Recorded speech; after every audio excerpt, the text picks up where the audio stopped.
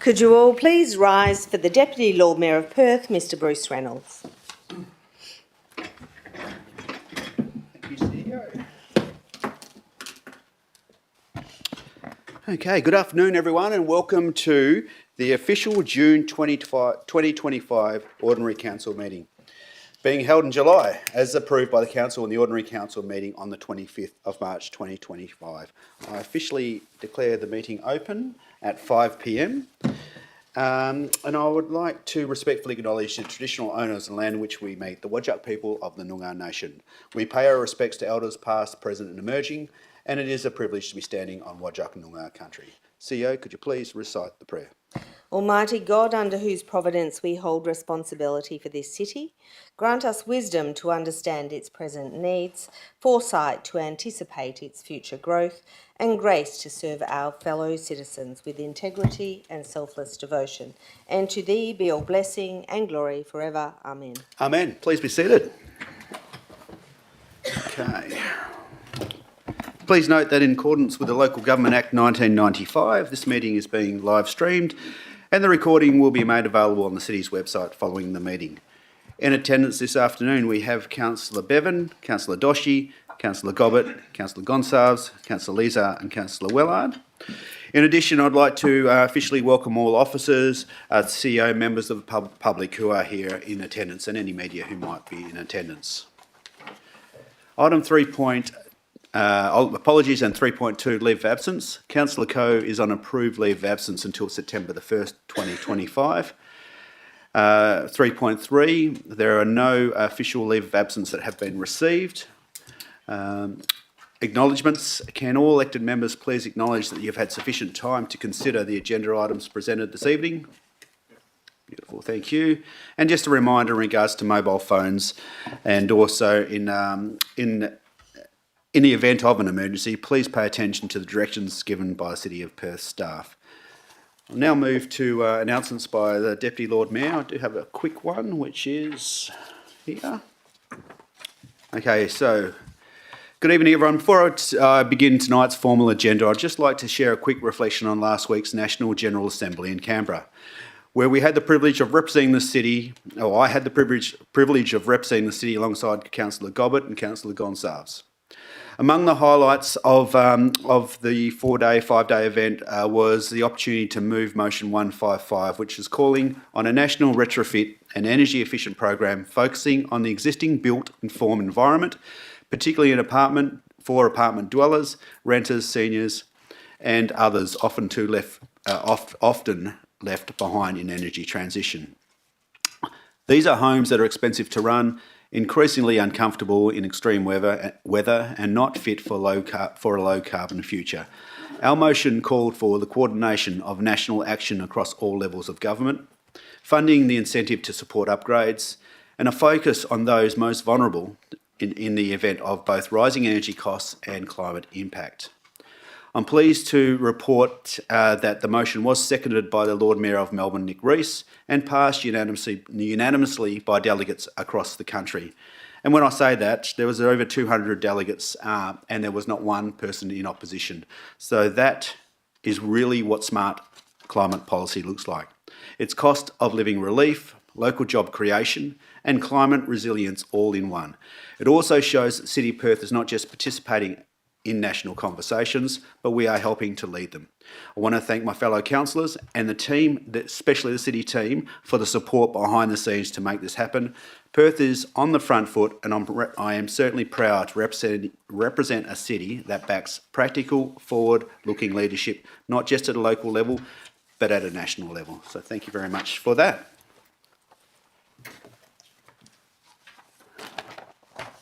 Okay. Item 5 on the agenda is disclosures of interest. CEO, could you please detail the interests that have been disclosed? Yes, Deputy Lord Mayor, the following interests have been disclosed. Councillor Stephen Wellard has disclosed a proximity interest in item 11.1 as he has an investment property adjacent to the proposed works.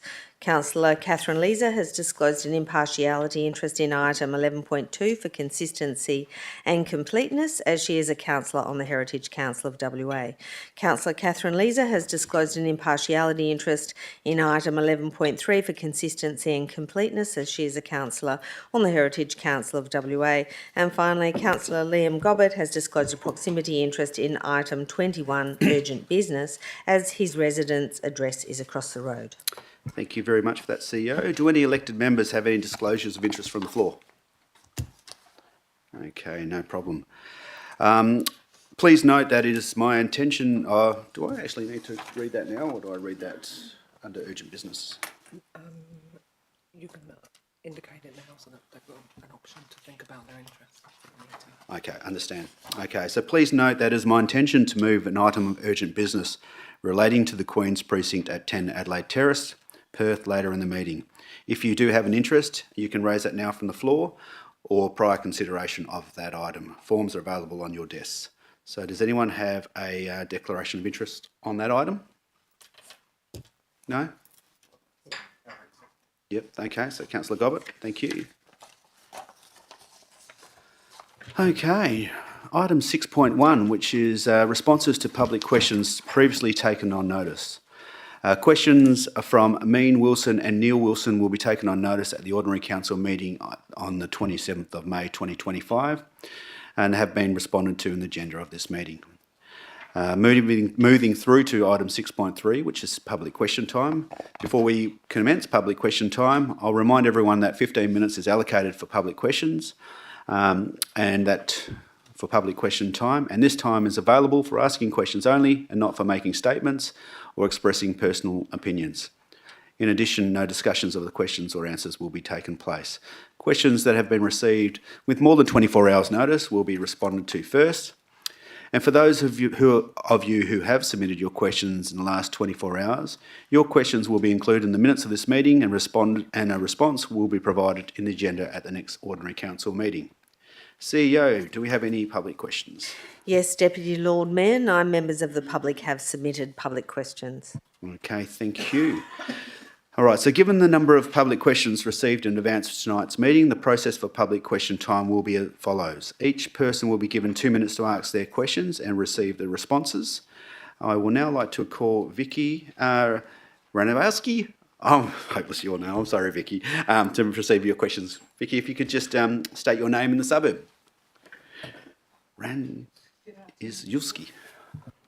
Good afternoon, Vicky Ranashevsky, ratepayer, East Perth. Question 1. I refer to my question and your response at the Ordinary Council meeting 29th of April 2025, section 6.2, question 1, answer 1, and also Ordinary Council meeting 27th of May 2025, section 6.2, question 1, answer 1, in relation to the Riverfront Master Plan expenditure from 2018 to 20th of May 2025. You originally stated 29th of April 2025, approximately $450,000 had been spent on various designs versions put forth. However, when asked on the 27th of May 2025 what the entire expenditure was in relation to the Riverfront Master Plan, which should include the draft plans, City of Perth staff wages, etc., you stated it is approximately $600,000. It is my understanding you are now saying it only cost $150,000 over the many years to cover the City of Perth staff salaries involved in the project, consultancy fees, engaged per survey costs, etc.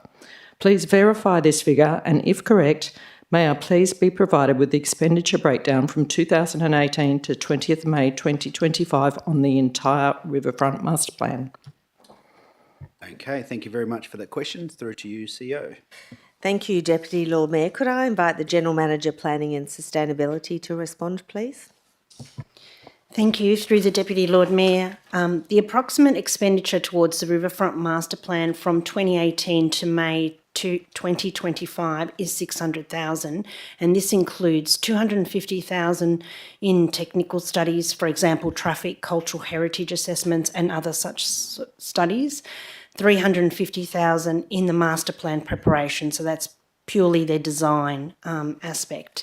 Some further invoicing is anticipated to reflect the costs associated with the April 2025 community consultation and any modifications to be made to the master plan.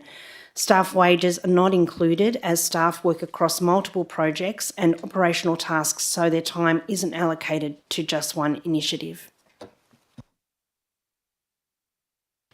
Okay, thank you. Vicky, is that all? All right, we're actually at 2 minutes, 20 seconds. I will allow one more if that's okay, if you can prioritise that. Thank you. Thank you. Question 2. The City of Perth Committee was established under the City of Perth Act 2016 to facilitate collaboration between the State and City of Perth. Under the Act, the committee must meet at least twice a year.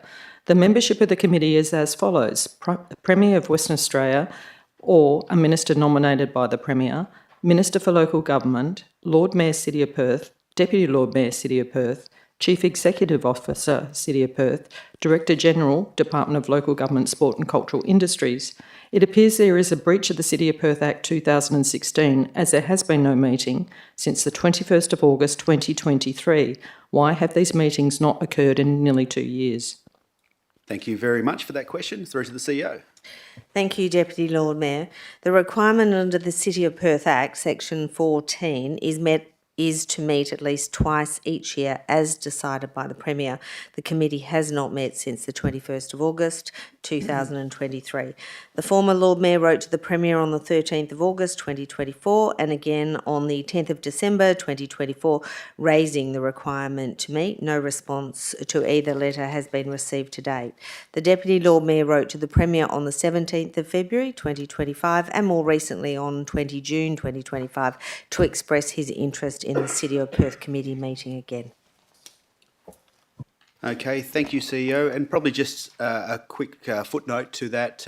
We do have a meeting with the Premier. It isn't a convened City of Perth Committee meeting, but number one on that item, I can rest assured, will be around organising conversation around facilitating that meeting. It's very important to all of us, and thank you very much for that question. Okay, so now I'd like to invite Stuart Chapman. Oh no, actually before I do that, sorry Stuart. Robin Harvey has submitted public questions, however has advised that she will be unable to attend tonight. So Robin's questions and responses will be provided in the minutes of today's meeting.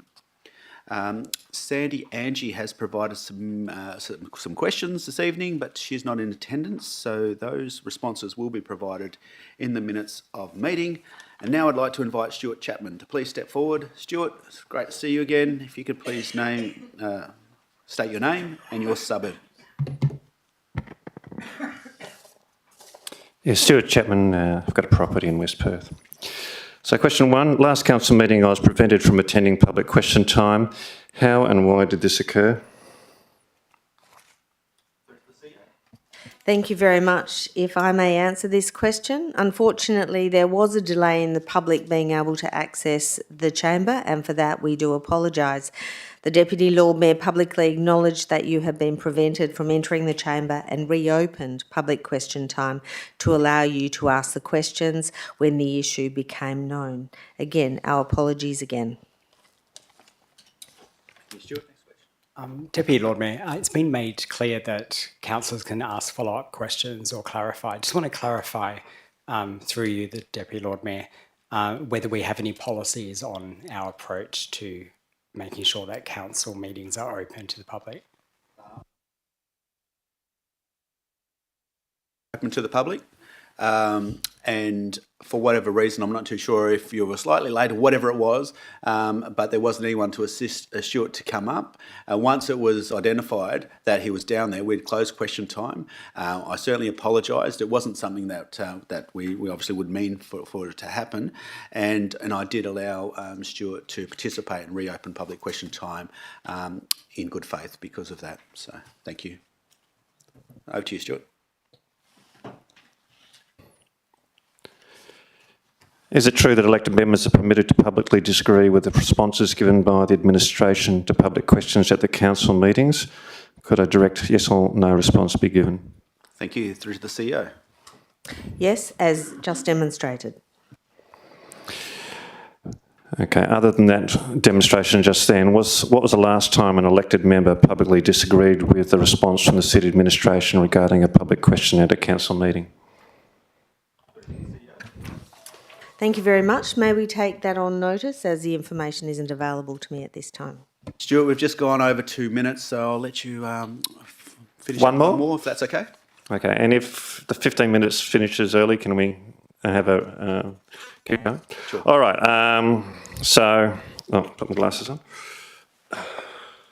Just to clarify, Deputy Lord Mayor, some of that time was taken up by me as my own councillor question.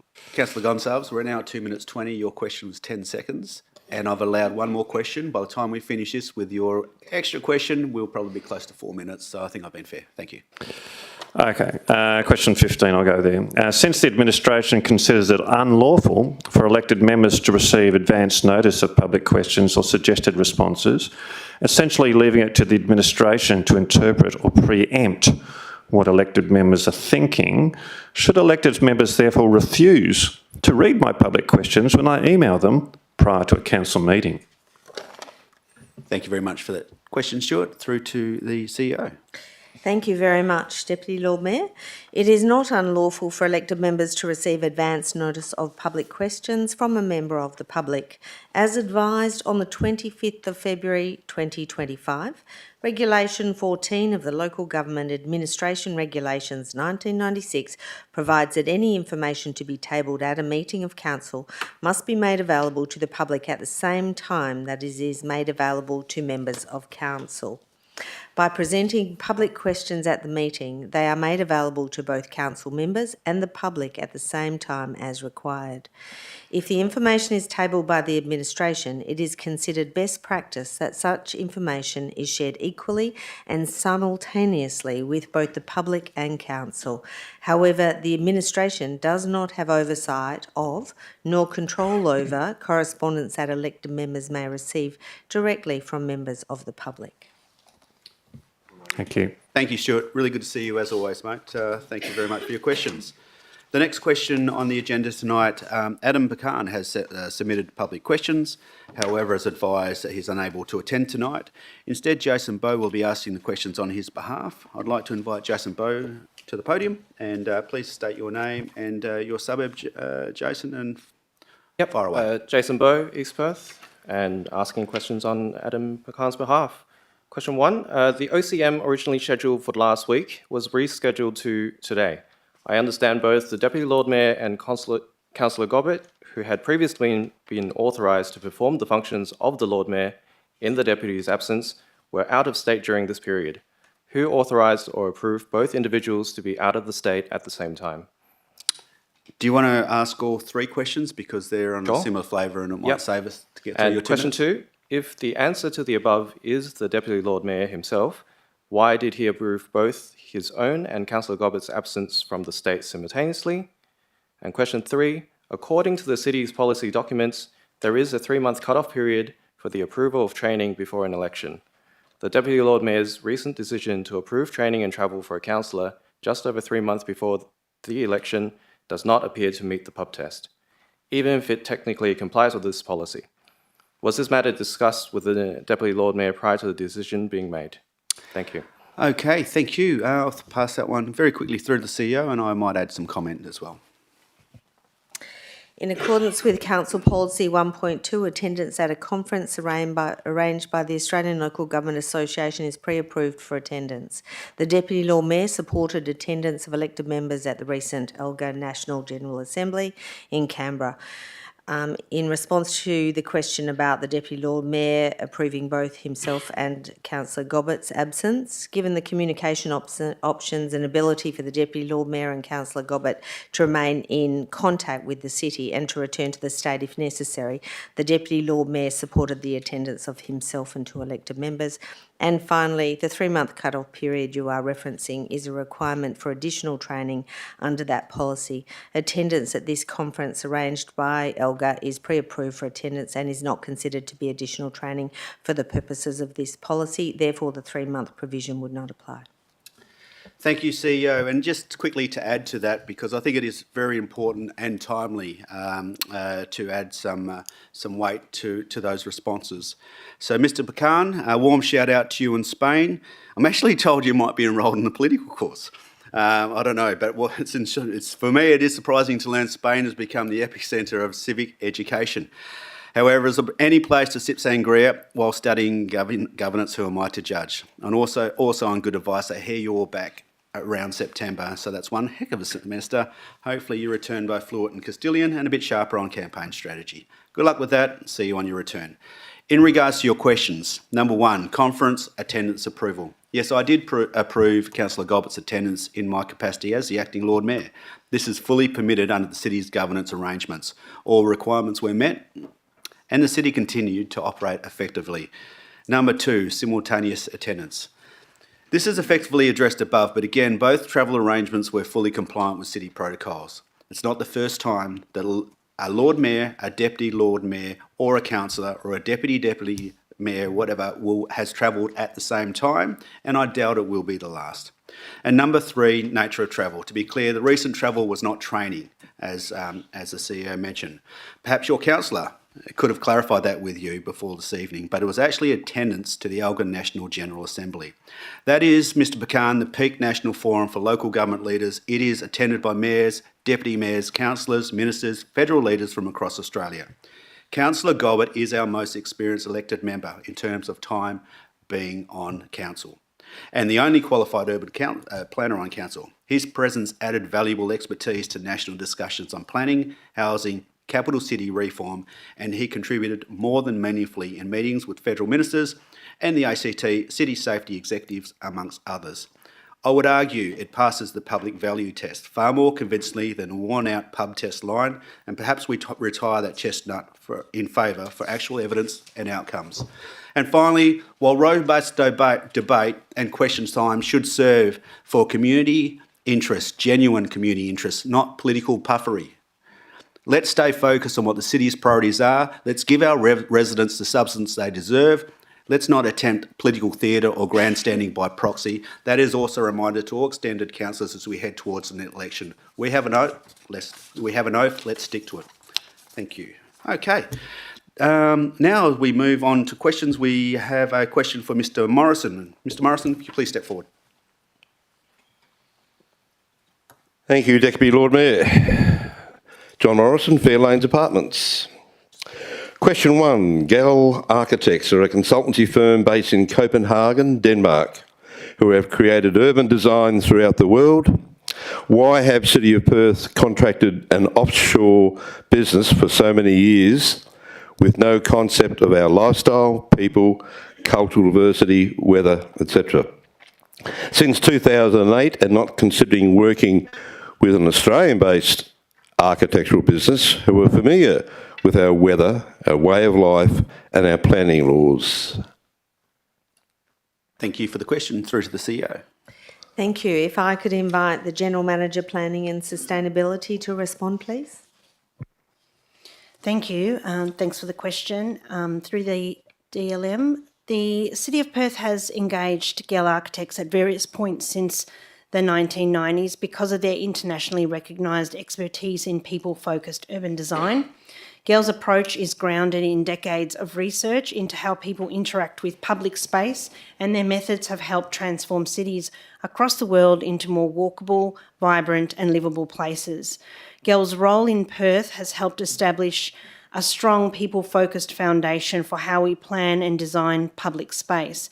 Their involvement has not been ongoing, but has occurred at key intervals, so roughly every 15 years, as a way to check in, assess progress and fine-tune our approach. Each time, their work has been underpinned by rigorous data collection, in-depth research and intensive engagement with local stakeholders.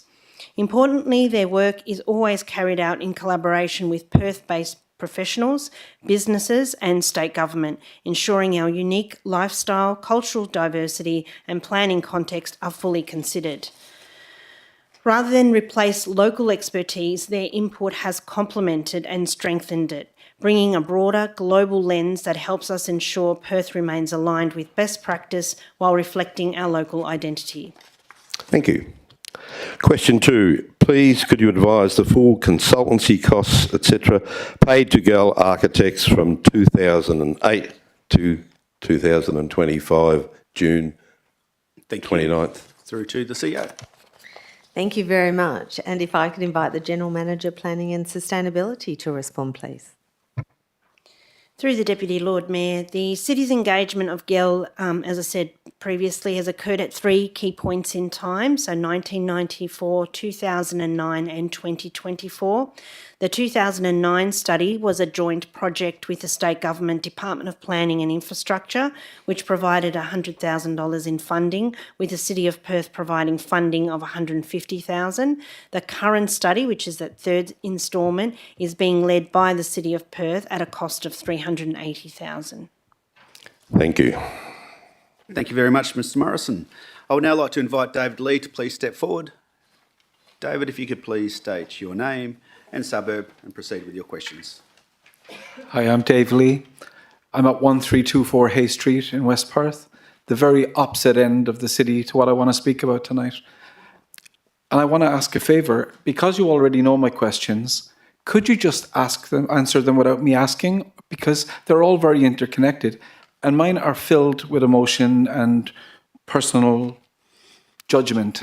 And the reason I want to say why is because what's happened over the weekend with these apartments in Fraser Suites, nobody seems to know anything about it. Nobody in the city, nobody in council, nobody in the Fraser Suites connected buildings. I knew about it on the 22nd of May. Now, when I say I knew about it, I was aware of it on the 22nd of May, and no one here knows about it. David, we need a question, mate. Was the city aware or involved or consulted about the purchase of Fraser Suites for social housing? Right, no, that's a good question. Thank you for the question. Through to the CEO. Thank you very much. And just for clarity, through the Deputy Lord Mayor, would you like us to answer all of the questions in one response or individually ask them? Yes, please. Thank you. Is that acceptable? Yeah, that's fine. Thank you. Then if I could direct all of the responses through to the General Manager Community Development to manage. Thank you. Thank you, and through you, Deputy Lord Mayor, no, the city was not aware, and the city is unaware of any prior consultation with ratepayers or residents. Your second question refers to whether there will be open community consultations. This is a question best directed to one of the community information sessions, which we understand are being held on the 12th and 19th of July by the Department of Housing and Works, who are managing this project.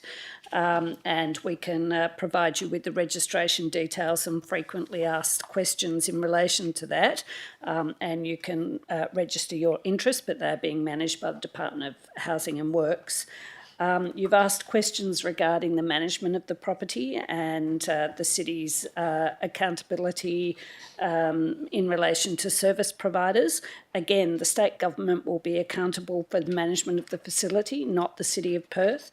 And again, this is a question that would be best asked during those information sessions that we've referred to. Should I continue or...? No, I think, Wendy, that's fine. We're over 3 minutes now. In regards to all the questions, when you do read through them, they are certainly state government questions. The most important question is, did the city know? And we did not know. So thank you very much for those questions. It's not a statement. You've had The traffic like beggar. David. On the corner of the street. David. And you don't know what's going on. It sounds like this is a big blindside and someone is lying. So are you accusing us of lying? Just to be clear. How did I know and you don't? David, Could you read my last question, maybe? we're over time, and we appreciate your time. Thank you, David.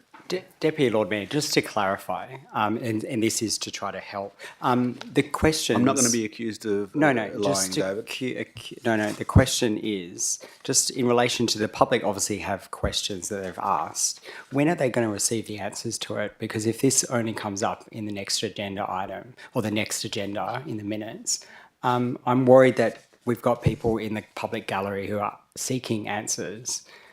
If we're limiting our public questions and they're not able to walk away tonight with answers, I feel like they might leave unfulfilled. Yeah, and I'll pass that through to the CEO, but the reality is we don't have the answers, so we'd be guessing, and you wouldn't want to put us in that position, I'm assuming, but I'll pass it through to the CEO.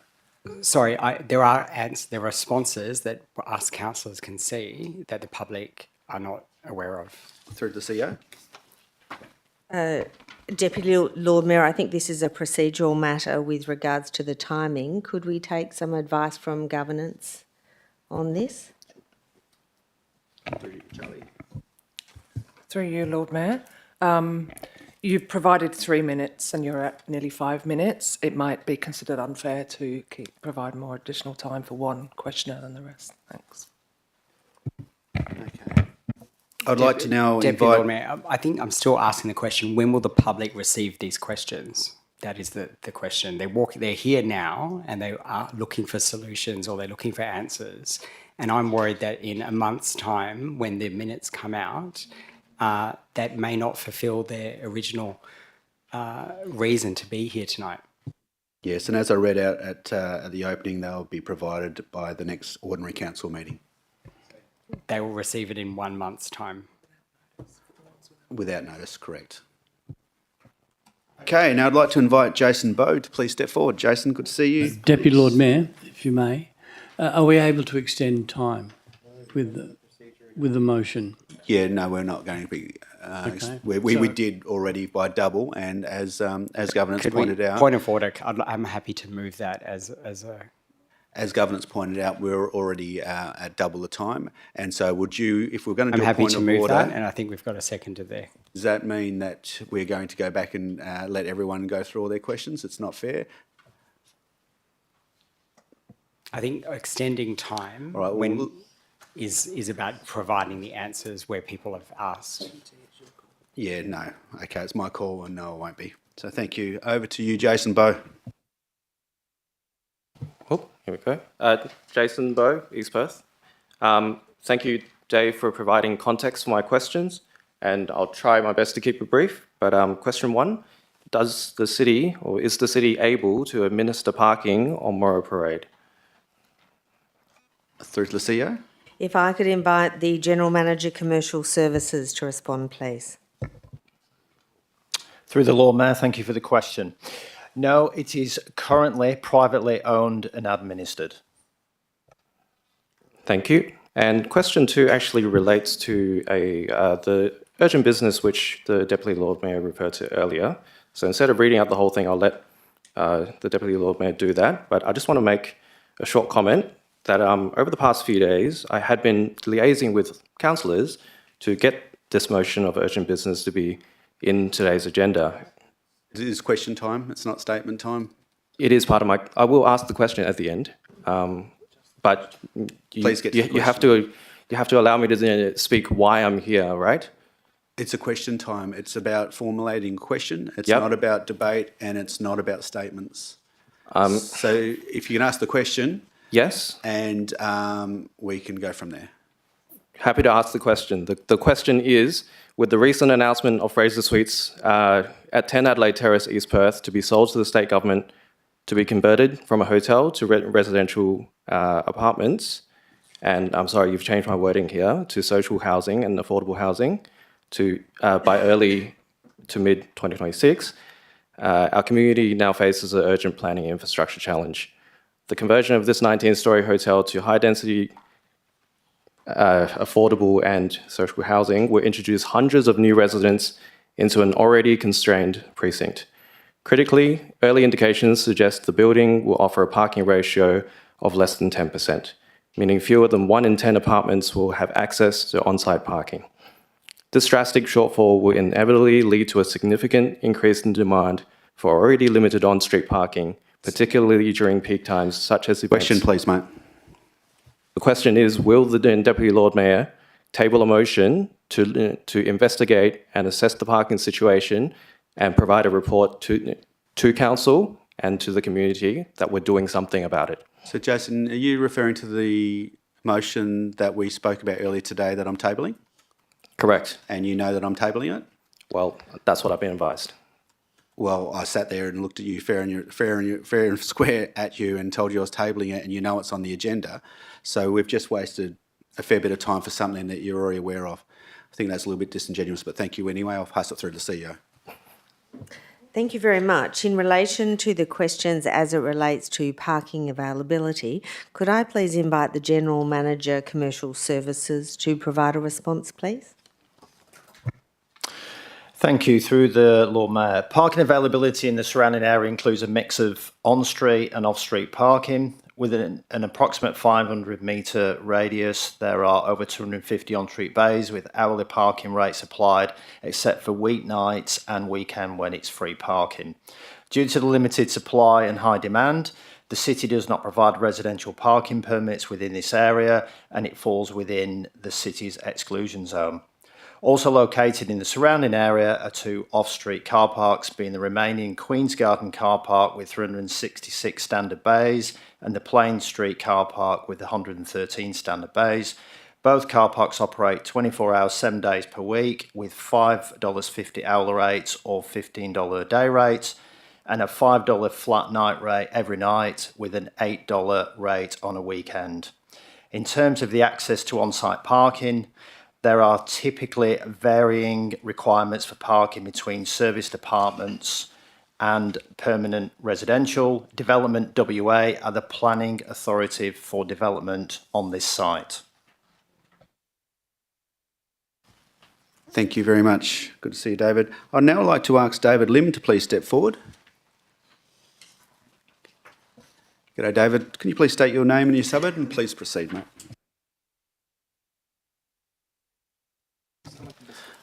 Yep, it's David Lim, Shenton Park.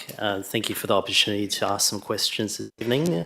I have 7 multiple part questions covering 5 items in the agenda. So I've got item 15.1, monthly financial statements, April 2025. Item 15.2, schedule of accounts paid, April 2025. Item question by question, mate. Question. It'll be quicker, trust me. Do you want me to just read all of them? Read your first question and we'll go Okay, question sure. for question. Okay, so question 1, under the capital project schedule for line item 10968, lighting Park Road in the Crawley Netherlands neighbourhood, Part A, there is a substantial difference between year-to-date actual spending compared to the budgeted amount in April. What is the cause of this difference? Thank you for the question. Through the CEO. I will invite our General Manager, Infrastructure and Operations, to make some comments, supported by our CFO if necessary. Thank you. Through you, Deputy Lord Mayor. In April, the project was running slightly ahead of schedule with the year-to-date expenditure of $188,777, exceeding the year-to-date budget forecast of $27,970. The project is forecast to be completed slightly under the budget, total budget of $665,000.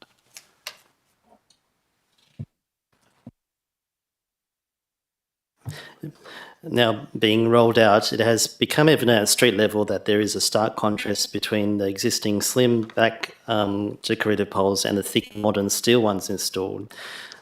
Part B, how was the design chosen and what is the wattage of the lights? Has there been consideration of the intensity of the lights to residents? Thank you. Through the CEO. And if I could invite the General Manager to continue with the questions. Thank you. Thank you. Through you, Deputy Lord Mayor. The existing lights that you're referring to were installed by Western Power on their standard light pole several years ago. They did not provide adequate lighting in line with Australian standards. The black heritage lights that you're referring to are located across the road, so they're separate from the lights that you're referring to. With regard to the second part of your question, the new street lights are part of the city's standard suite, which is used in most areas across the city. The use of our standard suite of lighting infrastructure allows the city to deliver high-quality lighting amenity in line with Australian standards while balancing ongoing operational and maintenance costs and service delivery. The new street lights on Park Road are 65-watt luminaires on 6-metre anodised aluminium poles. Thank you. Okay, thank you. David, we're approaching 3 minutes, so let's go with one last question if we could.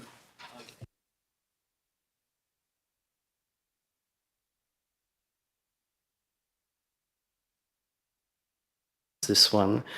For item 12 on the authorisation on Road Traffic Code 2000, How will this authorisation be applied to traffic hazard where roadworks have been completed? The absence of line markings on Adelaide Terrace at the intersection of Victoria Avenue confuses drivers who only realise at the lights last minute that the right lane in both directions is for turning only. Who is responsible for completing the line markings and erecting a permanent sign, right lane must turn right? If Main Roads is responsible, can this be completed quickly? All right, David, thank you very much. Through to the CEO. Thank you very much for the question, and if I could invite the General Manager, Infrastructure and Operations to respond, please. Thank you. Through the Deputy Lord Mayor. The application of lines and signs is indeed a Main Roads WA responsibility. The construction works that you're referring to are now complete, and Main Roads have been notified to progress the installation of signage and road markings. Thank you. Great to see you, David. Okay, Thank thanks you, very mate. much. See you next time. Okay. CEO, do we have any other public questions that have been received prior to the meeting? No, Deputy Lord Mayor. Thank you, CEO. A reminder that all questions will be included in the minutes of this meeting, and a response will be provided in the agenda at the next Ordinary Council meeting. In accordance with the Local Government Administration Act, Regulations 1996, as the person presiding at this meeting, I can confirm that members of the public have been given equal and fair opportunity to ask questions as provided for the Standing Orders Local Law. In addition, information is available on the City's website regarding public question time. On those grounds, I'm satisfied that the members of the public have received ample opportunity to participate in the process. As an alternative, you're welcome to contact the administration directly with any questions or any other questions. Thank you. Let's move across to item 7, which is confirmation for the minutes. Would anyone like to move the recommendation that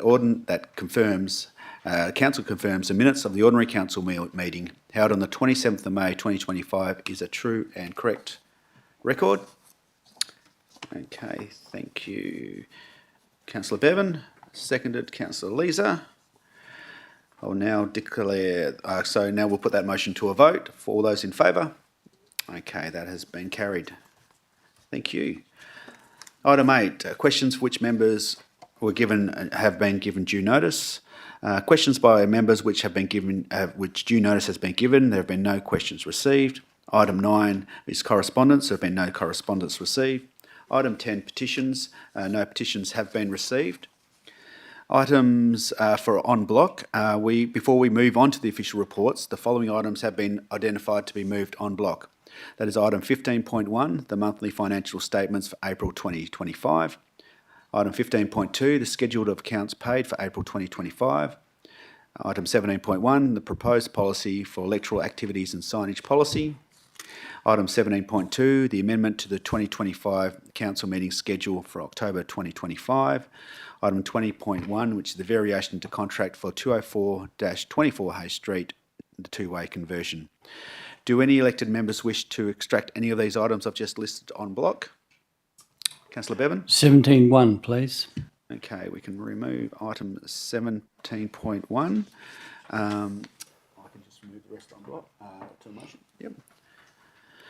I'll now move a motion that those items, which are 15.1, 15.2, 17.2 and 20.1 will be dealt with en bloc. Can I have a seconder for the motion? Okay, Councillor Wellard. Do anyone oppose this motion? That motion being unopposed, I now declare it carried. Thank you.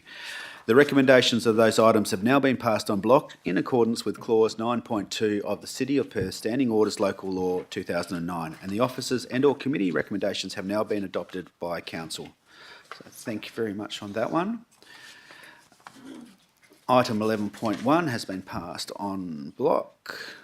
Is that right? No. Okay. No, it hasn't. Okay, so moving to item 11.1, which is the Hay Street two-way conversion. Excuse me, Deputy Lord Mayor, I believe I need to leave the chamber for this one. I'll read out the item and then do that for sure. Okay, so 11.1 is the Hay Street two-way Elder to Thomas Street draft concept plan. Councillor Wellard has disclosed proximity interests and is required to leave the chamber. Thank you, Councillor Wellard. Can I have someone to move the recommendation? Councillor Leeser, thank you. And a seconder? Okay, thank you, Councillor Doshi. Would anyone like to speak for the debate? So the mover. Thank you, Deputy. Yes, so this isn't just about changing traffic flow. It's about revitalising our city centre and fostering a more vibrant, connected community. One-way streets, while designed for efficiency, often act as barriers, pushing traffic through rather than inviting people to stop. We want them to stop, explore and engage with our local businesses especially. Converting to two-way streets can bring a wealth of benefits, improve local business support, making it easier for visitors to access businesses on both sides of the street and encouraging patronage and economic growth. It enhances pedestrian safety with slower, more predictable traffic flows that can lead to a safer environment for those on foot or cycling. It can create better navigation for residents and especially visitors, where a two-way system is often more intuitive and reduces confusion. And strengthened community connection. It creates a more natural flow, integrating different parts of our city rather than segmenting them. We need to hear from our residents, our businesses, and all stakeholders. Your insights, concerns, and ideas are invaluable as we explore the best path forward for Hay Street. It's about collaboratively shaping a city that works for everyone, and I look forward to reading the comments. Thank you. Thank you very much for that. Seconder, would you like to speak? No. Mover, would you like to close? Nothing further. Let's Thank you. put that to the vote. All those in favour? Okay, thank you. That has been carried. Before we go on to the next item, can someone just grab Steve for us, please? Councillor Wellard.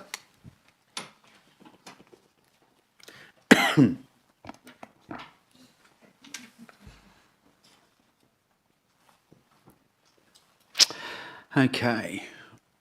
11.2 is the draft bonus plot ratio local planning policy. Councillor Leeser has disclosed impartiality and is not required to leave the chamber. Can I have a mover, please? Councillor Leeser. Can I have a seconder? Councillor Bevan, thank you. Councillor Leeser, would you like to speak? Thank you, Deputy. The proposed bonus plot ratio policy is a strategic tool designed to encourage high-quality development in key areas of Perth. It offers developers the opportunity for increased building density, but crucially, this is not granted without clear conditions. Instead, it's tied directly to provision of meaningful public benefits. By moving this draft policy to public consultation, we're committing to a transparent and inclusive process. We want to hear from residents, businesses, community groups, and the development industry. Your input is vital in refining this policy to ensure it meets our collective aspirations for a vibrant, sustainable, and thriving Perth. Thank you. Thank you. Councillor Bevan, would you like to? Councillor Leeser has articulated it very well. Nothing further to add. All right. We're happy to put that to the vote. I'll just have a question Yep, there. We went through section 8 very quickly. I did ask a question that was taken on notice, and I'm wondering if that has an answer. Okay, through to the CEO. If I could invite the General Manager, Planning and Sustainability to respond to that question. I'm not... Have you got... I'm happy to repeat the question. Thank you. That would be Thanks. appreciated. So related to monitoring, and the question that I asked at the agenda briefing session was, how will the city track whether promised public benefits, example, affordable housing, public art, public toilets, are delivered and maintained long term? Can the city make these commitments available via a public register, like other cities do, so that the community can see what was promised and delivered? If I might invite the General Manager, Planning and Sustainability to respond, please. Through the Deputy Lord Mayor, the answer to that is, in fact, a register. So I took it on notice to double check, but we do track our plot ratio bonuses based on that, especially the transferring of the bonuses. So we do have a public register that appears on the website, particularly, as I said, in terms of the donors. And we would have it also available in our conditions of approval with any of the DAs. And I guess just to clarify, the purpose of that question, and this is a question in itself, is so that the public can easily access one register that is, while I realise it may be available across many different DAs, can the administration provide a single point register where the public can easily understand what what has been agreed to. If I might just jump in there, I understand that actually this response is in the agenda, and so I think you might find that we have answered these questions. Could I confirm with the General Manager? So it's immediately after the council reports. Business as usual. So the answers are provided. Thank you. Do I need to ask the General Manager, or should I leave these for your review, Councillor? The remaining question that I was trying to get to was whether there'll be a single point for that register. Through to the General Manager, please. My apologies, I neglected to have a look at the section there around further information, but it clearly says that the register will record, so there will be a register that will record the places that have approved for bonus plot ratio, the amount of the bonus plot ratio that has been approved, and the approved community benefit or strategic outcome as identified in the local planning policy. So they'll be all in one spot, in one register. Thank you. Thank you. And for the record, that would be page 38 of our papers if people would like to read that response. Further questions? Councillor Wellard. Thank you, Deputy Lord Mayor. I just wanted to acknowledge there has been some community concern, mainly in residential areas, regarding plot ratios. It's good to see that this motion is to, of course, get the draft policy out for public advertising. It's not for approval. And just that the city, and to sort of mirror what Councillor Lesser was saying, the city values community feedback, especially from affected residents. I look forward to reading the consultation responses as we aim to reach a planning sweet spot between maintaining a beautiful, livable green city and attracting the essential developments required to sustain our projected population growth, diversity and needs. I speak for the motion. Thank you. Any more further questions? Councillor Leeser, would you like to close? Oh, sorry, I didn't say that. Sorry. Councillor Gobbett. Thank you, Deputy Lord Mayor. I'll be brief. I can recall the discussion that we had many years ago in the lead up to the paper that we see tonight, and the questions that we put to the administration and the strategic planning team around the types of development that we can encourage as part of the new planning strategy. The strategy that we have has never existed in the city's history before. And so the body of work that's gone into examining what would be effective tools to encourage the specific types and typologies of development, I think is should be acknowledged by the council, particularly under part 8 of the report. As we want to attract more residents into the city, we're seeking the community's feedback on supermarkets and the development potential that could be realised in making those sorts of places more livable and accessible. In terms of the current plot ratio bonuses that already exist in the scheme, we're seeking to build on those, not just through permanent or transient residential or through the transfer of plot ratio, but looking to things like affordable and diverse housing. It's very much the nature of the political discourse at the moment. It's been very much covered by the state and federal governments, and so ensuring the alignment with state and federal priorities with a strategic direction, I think, is a very significant achievement by the council if this is well received by our community. And not only that, our community infrastructure section under Part 8B, as we resolve as part of the current and, actually as of today, the current financial year, the community infrastructure plan and the cultural infrastructure that we have in the city, and how we deliver on the community's expectations for things like community halls, dance halls and those sorts of facilities. I think it's important to acknowledge that these are the sorts of tools and mechanisms that our development industry will look to see how they can make developments commercially viable, which is often an aspect that results in developments falling over, for want of a better word, before they even get off the ground.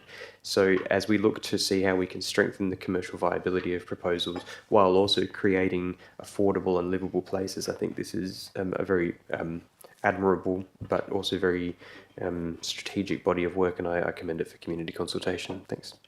Okay, thank you, Councillor Gilbert. Very well said. Anyone else would like to add any further comment? Councillor Lisa, would you like to close? Okay, well, let's put that into the vote. Those in favour? And that has been carried. Thank you very much. That's great. Okay. Now we move over to 11.3, which is the draft transfer of plot ratio local planning policy. Would anyone like to move? Oh, actually, before we do, Councillor Lisa has disclosed impartiality interest, but she's not required to leave the chamber. Would someone like to move it?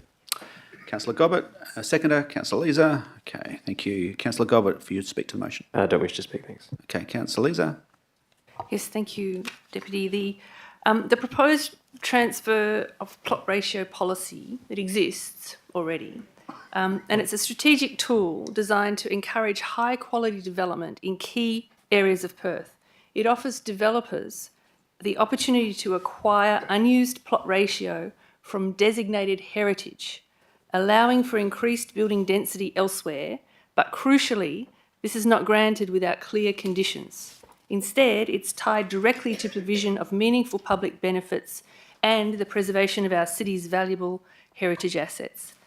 This policy is about leveraging private investment to deliver public good and protect our heritage. It allows us to grow strategically, accommodating future population needs while simultaneously improving the amenity and quality of life for our existing community.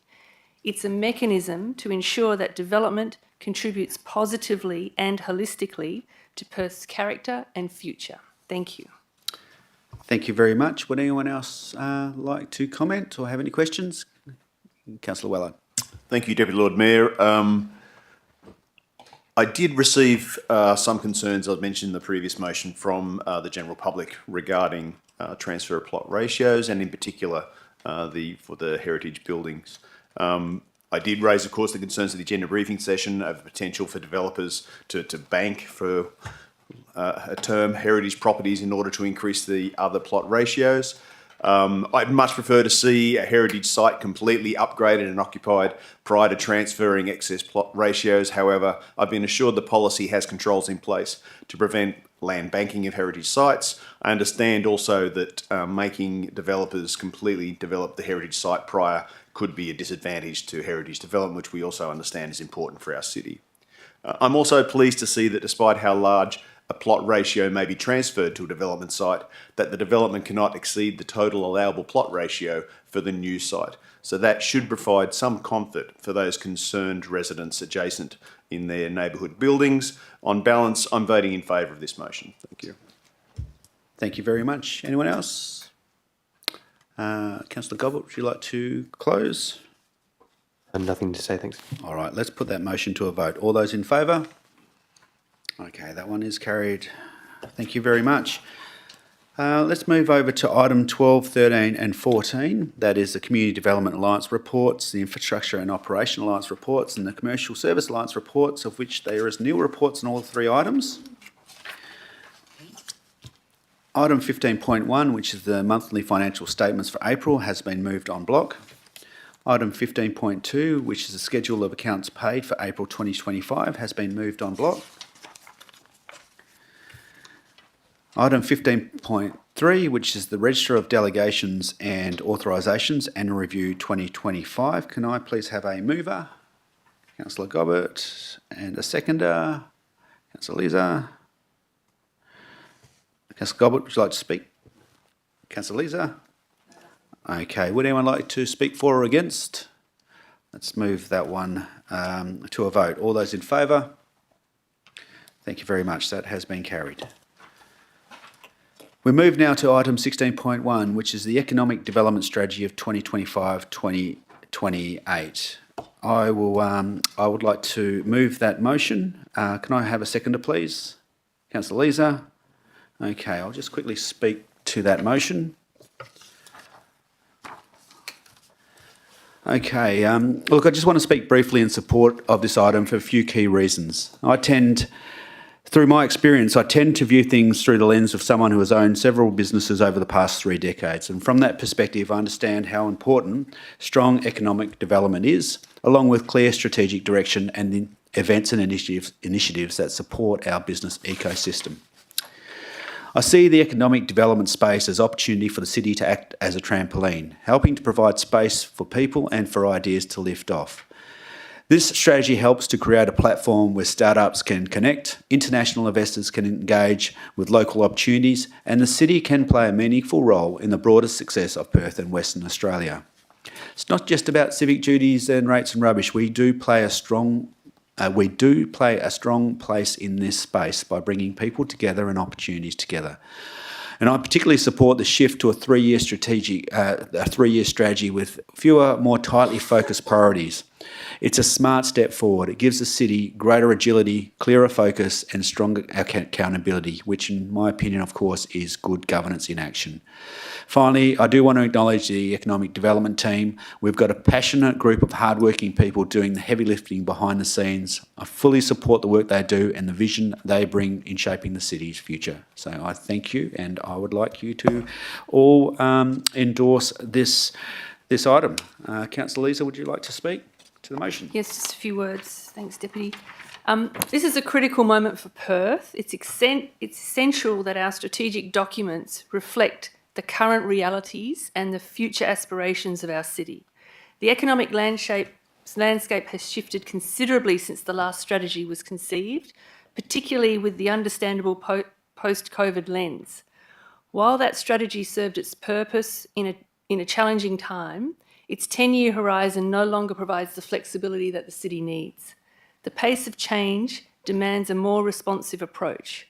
By adopting this new, streamlined strategy, we empower the city to be nimble, innovative, and competitive. We will be better positioned to support our local businesses, attract investment, and create jobs for our community. This is about ensuring Perth's economic engine is finely tuned and ready for the future. Thank you.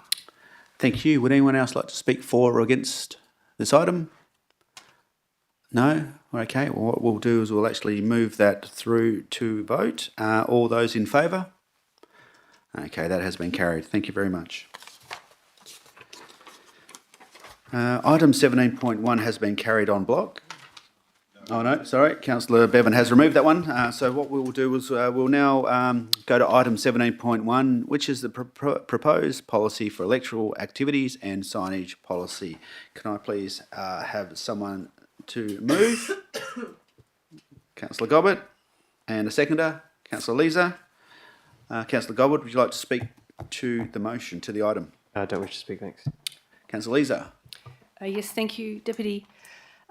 It's vital that the processes surrounding elections are transparent and equitable for all participants. This new policy provides a much-needed framework, offering clear guidelines for candidates regarding the placement and size of electoral signage, and this will help us maintain the aesthetic appeal of the city and prevent visual clutter while still allowing for effective communication, as well as the conduct of electoral activities, ensuring that campaigning is respectful of public places and does not unduly impact residents or businesses. This policy ensures that our city remains pleasant and orderly during what can be a very busy period. By adopting this policy, we're demonstrating our commitment to good governance and to fostering a fair electoral environment for both candidates and the community they seek to represent. Thank you. Councillor Bevan, surely you've got to speak to it. I do. Okay, thank you. Thank you, Deputy Lord Mayor. Mine is a question. Do we or will we have the same rules for electoral activities and signage policy as the state and federal government elections? I could probably answer that question, but I will put it through to the CEO. And if I could invite the Manager, Governance and Strategy to respond, please. Through you, Deputy Lord Mayor.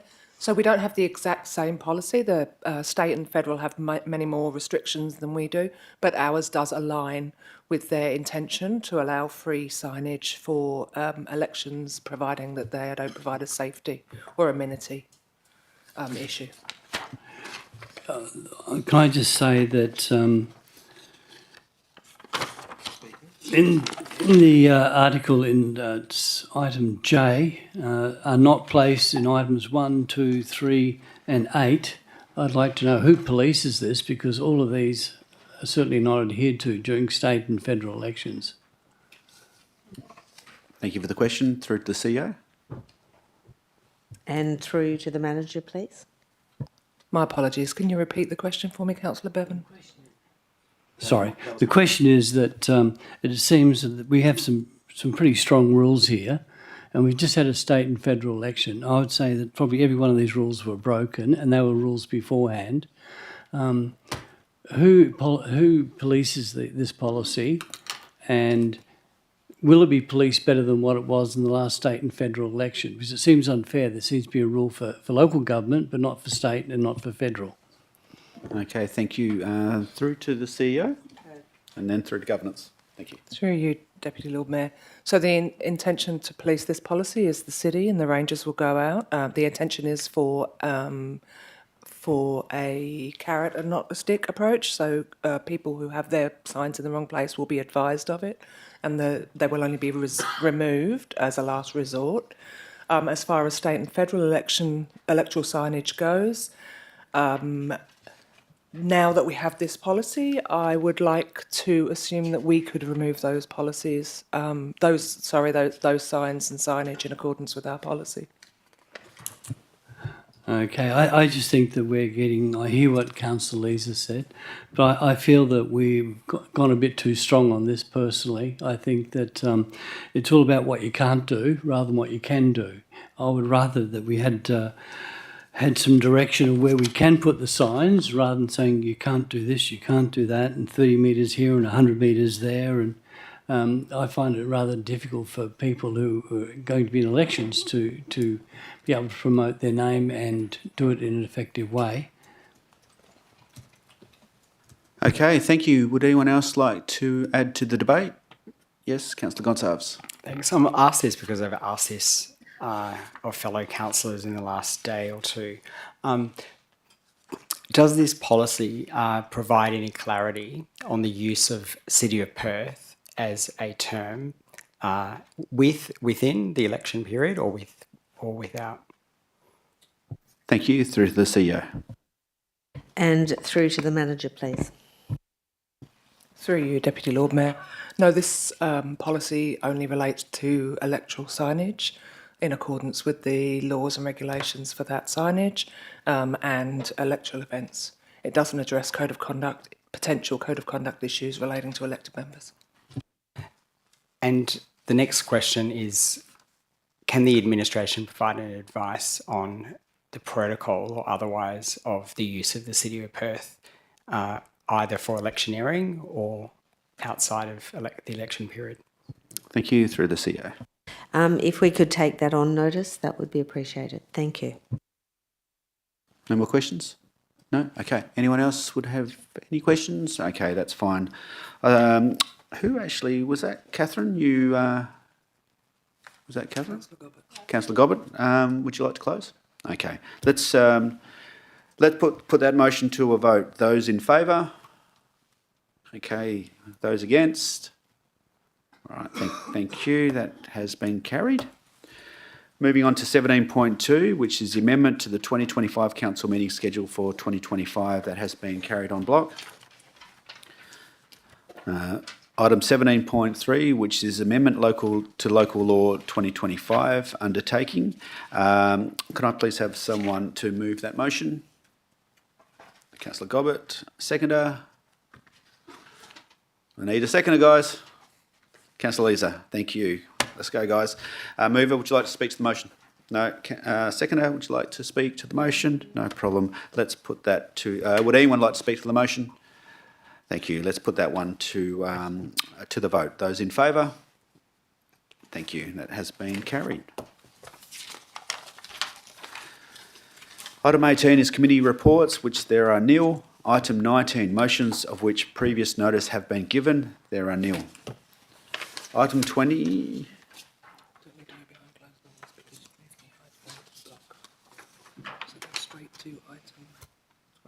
All right. Okay, so with item 20, there's no requirement to move behind closed doors because that one has been carried on block. So we will proceed to item 20.1, which is the variation to contract for 204-24 Hay Street two-way conversion. Can I? Oh, that was moved on block. Sorry. I'll just add that on there. I don't need that one. Okay, urgent business. Item 21. Councillor Gobbett does have a proximity interest, so he was required to leave the chamber.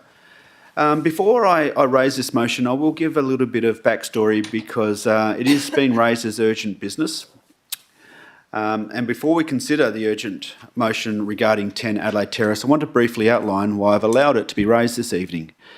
As you're all aware, the former Fraser Suites site has recently been acquired for the purpose of affordable and social housing.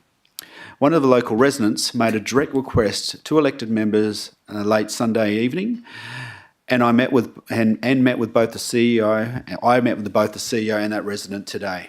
In good faith, I've agreed to admit this item as urgent business. I believe the nature of the issue and the timing of the announcement justify immediate consideration, particularly given the high level of community concern and the operational implications it may have for the Queen's Precinct and surrounding areas. That said, I do want to note for record, urgent motions to remain the exception, not the rule. As much as possible, future items of this nature should be raised through standard notice process to assure proper lead time, coordination and transparency. But tonight, on behalf of the residents who are being affected, I ask for your support, not just for the process, but for the principle. This motion simply seeks to gather facts, assess the likely impacts, and ensure our community is not left out of the conversation. It's a reasonable step and one I believe we can all get behind. So thank you for that.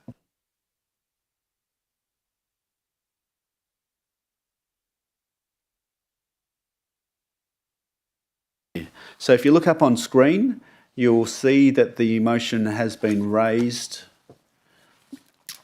There is no report that has been prepared due to the administration being provided late motion notice on this motion.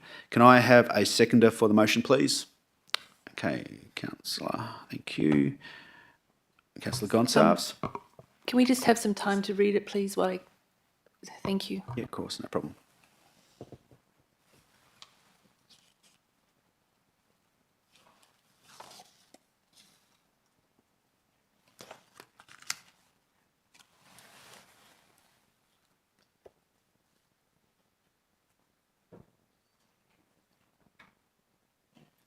Thank you.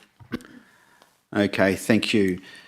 I've said almost everything I need to say. Ultimately, I think this is an opportunity to show our community in good faith that that we are with them on this item, and that we hear them. And as we had in the previous question time, it is an item we weren't aware of. It was something that certainly did come from left field for all of the community. And to Mr. Bowe, I appreciate your concern being a resident on that lot, and I'm sure you understand that I've done everything possible to move this forward, including in today in a busy environment, sitting down with you, with the CEO, to come to an arrangement. So this is certainly in good faith. That's all I would like to say. Seconder, would you like to speak? I think it's important to recognise the provenance of this motion, that in the last few days, hundreds of residents have organised themselves. They've organised and they advocated for themselves. And we saw tonight with the public questions that Jason Bowe has tried to do that. I believe that this style of organising should be supported, uplifted, and it underpins a people-first approach to Perth so that people can come to our council with issues and directly receive the kind of partnership that they expect. Thank you. Would anyone else like to speak for or against this motion? Councillor Leeser.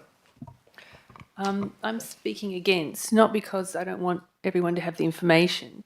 It's because I advised Jason before that this information could be easily obtained by asking a question of the city. And the problem with the motion is now he's going to have to wait until the 26th of August for the information. So I really think that this doesn't need to be a motion. It doesn't need to be this formal. It just needs to be some questions of the city to get your full facts. Thank you. Okay, thank you. Anyone else for or against? Councillor Wellard. Thank you, Deputy Lord Mayor. I'd like to propose an alternate motion, and if I could just give some background to that. As background, I have friends who have actually been evicted from their long-term rentals to allow for social housing tenants in the suburb of Perth. I also own a property in a building in Highgate where 2 apartments have recently been purchased by the state government for social housing, with noise and damage complaints previously rare, now increasing. So while I definitely share the valid concerns coming from the Queen's residents group, I struggle to see the motion as presented to comply with Standing Orders Clause 4.141A or 1B. There is very little information available from the state government's Fraser's Hotel development proposal to make informed decisions or to target ratepayer funded projects. With only 28 days until the next ordinary council meeting, I recommend this particular motion be removed from tonight's agenda and reviewed for inclusion in the July ordinary council meeting, 29th of July. And then for tonight, I'm proposing an alternative motion, which is for the CEO to request a formal briefing from the state government on their proposed Fraser's Hotel development, including apartment modification plans, parking arrangements, and community access to both the building and the facilities post-development. And 2, for the outcome of that meeting to be presented to the council at the July agenda briefing session on the 22nd of July. I consider my alternative motion to comply with Standing Orders Clause 4.141A, as we require feedback from the state government in order to make informed decisions at the July council meeting. Thank you. I'm happy to second that on the provision that if it's lost, that we go back to the original motion. So I'm happy to second that. Would anyone like just to clarify if that was moved as an alternate? That's correct. So what happens, Councillor Gonsalves, is if this one gets lost and I do not second it for shadowing it, that means that the other motion is effectively lost as well. So this is a bit of a safeguard. The other thing that, just for the gallery's sake, this is a decision that has to be made in absolute majority. So if there's one person against the motion that was raised prior, that means it's lost.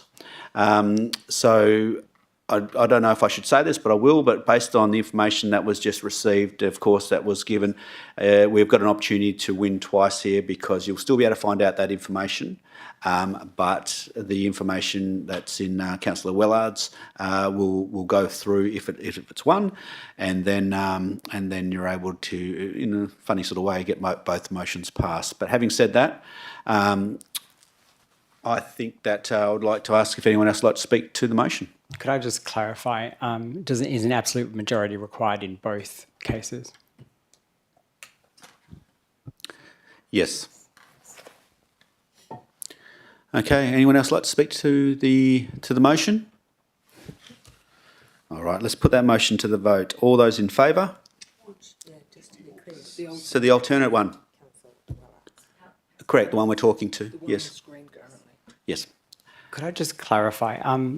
If it's an amendment, surely that comes up first, but in an alternate, should that not wait until the motion is... No, because it's been moved as an alternate, it becomes the live motion.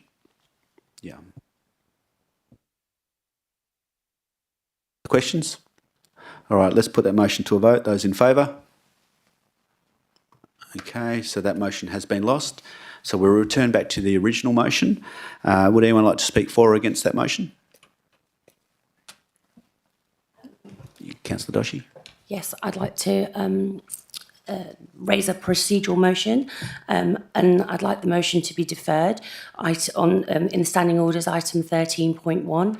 I would like my council to consider just moving this to the July ABS so that we can get clarity before we make any decisions about spending ratepayers' money on any sort of investigations before we know actually what the state are doing regarding the parking and other items related to the Riverside development and Fraser Suites.